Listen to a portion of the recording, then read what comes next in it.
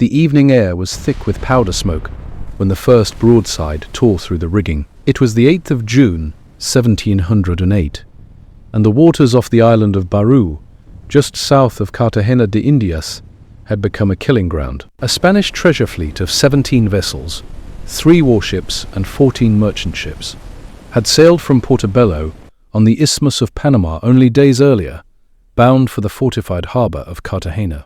Their commander, General José Fernández de Santillán, the Count of Casa Alegre, knew British warships were patrolling nearby.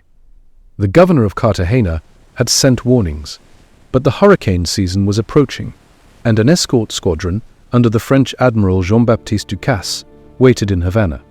The fleet could not remain in port. Santillán gave the order to sail. The British squadron that found them was small, only 4 vessels under the command of Commodore Charles Wager. His flagship, the 70-gun Expedition, led the Kingston, the Portland, and a fireship called the Vulture. 4 ships against 17. But Wager understood something critical. The wealth was not distributed evenly across the fleet. The largest galleons, the San Jose and her sister ship, the San Joaquin, each carried millions of pesos in gold and silver coin, along with emeralds and worked jewelry. Everything else, the merchant vessels, the smaller escorts, was secondary. Wager's objective was singular. He would close with the largest ships and take them by force. The engagement began in the late afternoon. Around 5 o'clock, the Kingston moved against the San Joaquin, and the 2 ships exchanged broadsides for over 2 hours before the San Joaquin slipped away into the gathering darkness. Wager, aboard the Expedition, bore down directly on the San Jose. The 64-gun galleon was the flagship of the treasure fleet, the vessel on which Santillán himself commanded. She carried what archival sources suggest was between 7 and 11 million pesos in registered cargo, silver and gold, drawn from the colonial provinces of South America, intended to finance a European war. Wager closed the distance with the clear intention of boarding.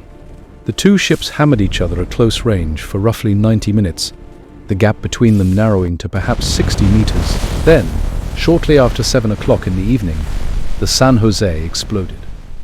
An officer aboard another Spanish ship later recalled seeing a great fire erupt from the galleon, with enormous flames splitting the darkness and the smoke.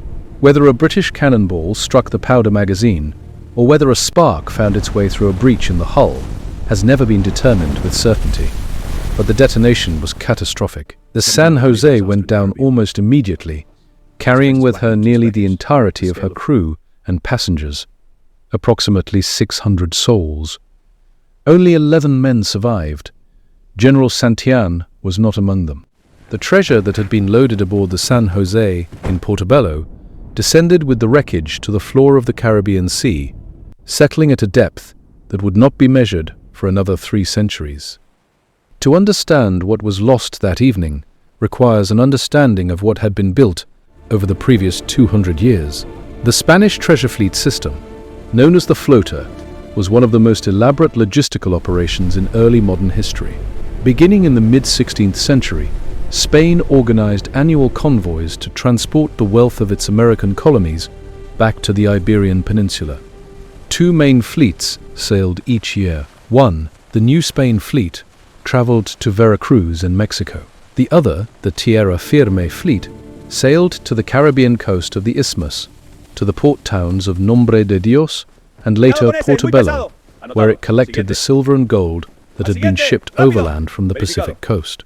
The wealth that accumulated at Portobello was staggering not because of a single mine or a single province, but because of the scale and the brutality of extraction across an entire continent.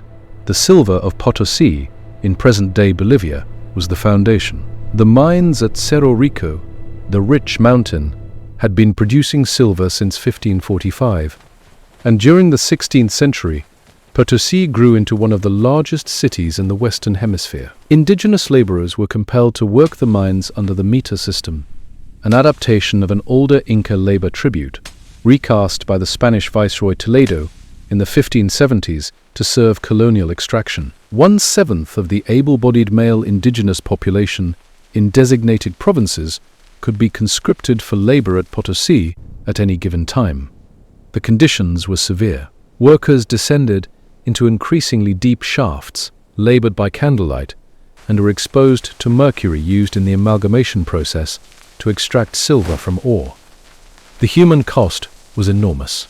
Historians estimate that millions of indigenous people worked and vast numbers perished in the mines and processing mills of Potosi over the course of 2.5 centuries. This silver, along with gold from New Granada and emeralds from the mines of Muzo in present-day Colombia, made its way by mule train and coastal vessel to Portobello, where it was loaded onto the galleons of the Tierra Firme fleet during periodic trade fairs.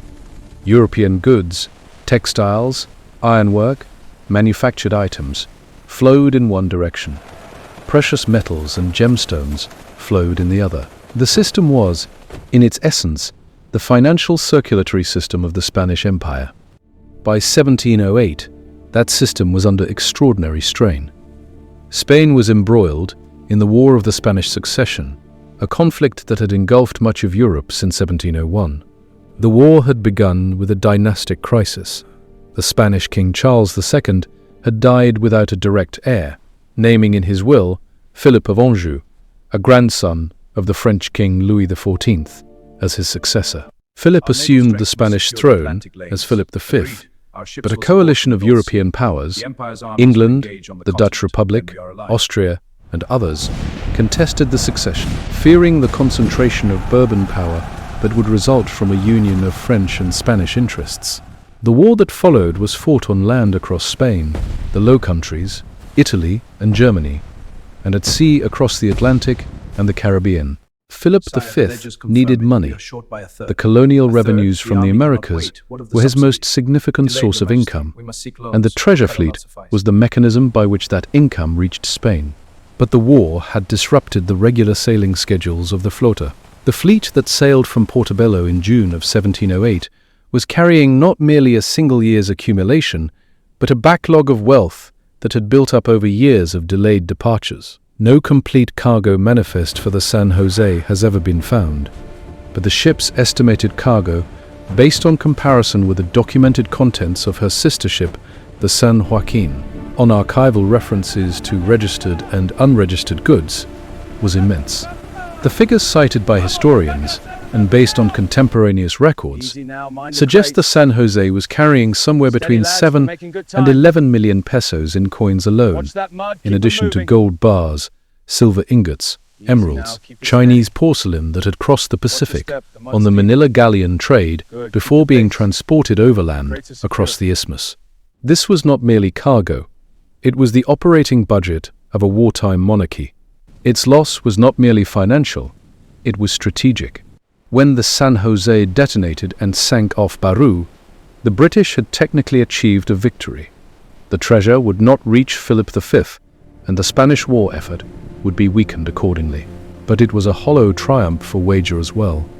The objective had been to seize the treasure, not destroy it.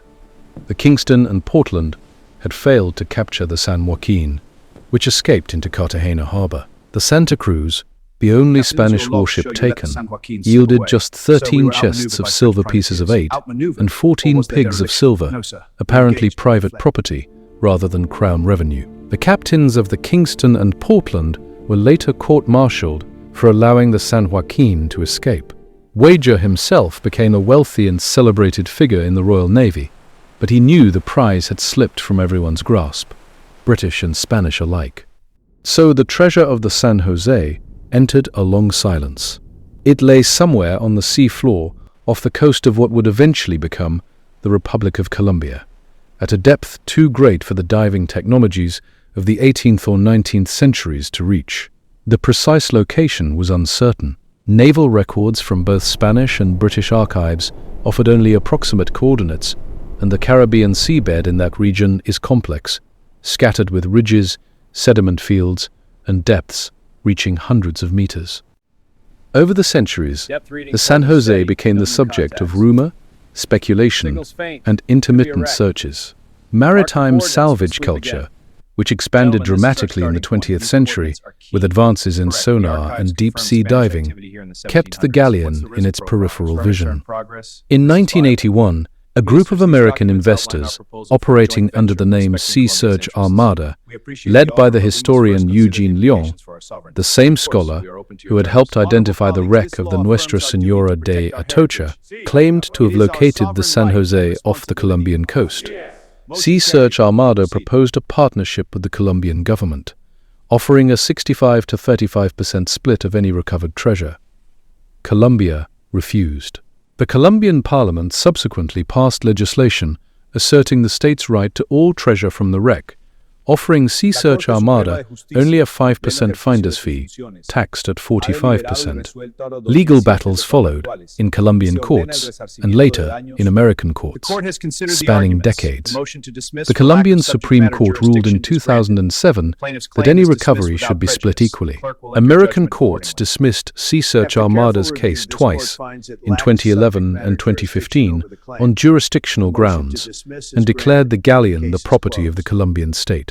But throughout all of this litigation, a fundamental question remained unresolved. No one had definitively confirmed where the wreck actually was. That changed on the 27th of November, 2015. During a naval survey operation, the Colombian Navy, working with the Woods Hole Oceanographic Institution, deployed a REMUS 6000 autonomous underwater vehicle over a site off the coast of Cartagena. The vehicle returned images from a depth of approximately 600 meters. What they revealed was unmistakable: the remains of a large wooden warship, partially buried in sediment, surrounded by a debris field of cannons, ceramic vessels, and other artifacts. Colombian marine archaeologists identified the wreck by its bronze cannons, which bore distinctive engravings of dolphins, a feature unique to the San Jose and documented in historical records. On December 5th, Colombian President Juan Manuel Santos announced the discovery to the world. The Colombian government classified the precise coordinates as a state secret. In the years that followed, the Colombian Institute of Anthropology and History led further survey expeditions. In May of 2024, underwater robots began compiling a detailed inventory of the wreck site. High-definition imagery revealed cannons, ceramics, glass bottles, and what appeared to be personal items belonging to passengers and crew. A study published in the journal Antiquity in mid-2200 confirmed, through analysis of coins visible in the site imagery, that the wreck was indeed the San Jose. In November of 2025, the Colombian government announced the first physical recovery of artifacts from the site: a bronze cannon, 3 hand-minted coins, some in gold, some in bronze, and a porcelain cup. Colombian President Gustavo Petro was present when the items were brought to the surface and inspected. These artifacts represent a fraction of what remains below. The vast majority of the wreck site has not been excavated. The estimated cargo, the millions of coins, the gold bars, the emeralds, the silver ingots, remains largely untouched on the seafloor, 600 meters beneath the Caribbean. The legal entanglements that have shadowed the San Jose for decades remain unresolved. Colombia asserts sovereign ownership under its constitutional framework, which classifies the wreck as submerged cultural patrimony. Spain contends that the San Jose was a vessel of the Spanish crown and that its cargo remains Spanish state property under principles of sovereign immunity. Sea Search Armada, in 2200, filed a new claim at the Permanent Court of Arbitration in The Hague, alleging that the Colombian government's supposedly new discovery was in fact at the same coordinates Sea Search Armada had identified decades earlier. The Cara people of Bolivia, descendants of the indigenous communities whose ancestors were forced to mine the silver of Potosi under the colonial Mita, have asserted their own moral and legal claim to the treasure, arguing that the wealth aboard the San Jose was extracted through the forced labor and suffering of their forebears. Descendants of enslaved African workers in New Granada have raised similar claims. The question of who owns the San Jose is not merely a legal question. It is a question about the nature of colonial wealth itself, about who extracted it, who profited from it, who died producing it, And who has the right to claim it 3 centuries after it sank? Colombia's own Minister of Culture has stated publicly that the history is the treasure, a position that reframes the entire debate away from the monetary value of the cargo and toward the archaeological and human significance of the wreck as a site of memory. So the San Jose remains, in large part, where it has been since that June evening in 1708. The explosion that killed nearly 600 people and ended one of the largest single transfers of colonial wealth froze the ship and its contents in place, suspending them between the empire that created the cargo and the nations that now contest it. The cannons still lie where they fell. The coins still rest in the sediment. The porcelain, carried from China across the Pacific and then across the Isthmus of Panama before being loaded onto a warship bound for a European conflict, sits in the darkness of 600 meters of water, broken by the passage of more than 300 years. Some treasure, once lost, ceases to belong to anyone. It passes out of commerce, out of sovereignty, out of empire. It becomes something else entirely, an artifact not of wealth, but of consequence. The silver of Potosi, torn from the earth by hands that were never paid for their labor, loaded onto a ship that was built to finance a war that no longer matters, destroyed in a battle that neither side truly won, that silver does not wait to be claimed. It has already become what all empires eventually become. It has become the past, resting quietly beneath the water, holding its story in the dark.